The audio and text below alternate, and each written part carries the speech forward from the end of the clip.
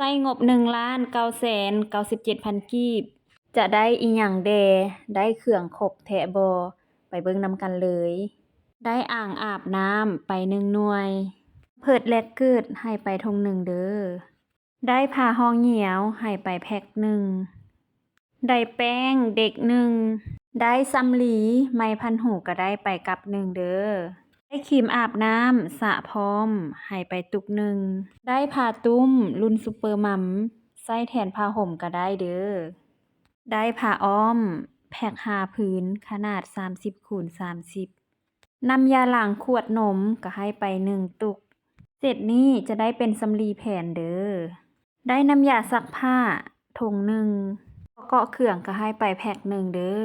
บอกเลยว่าใส่คักแน่นอน ได้แปรงล้างขวดนมให้ไปเซตหนึ่งเลย ได้เตานมขนาด3ออนคู่หนึ่งเด้อ ได้มาหาหิงหนึ่ง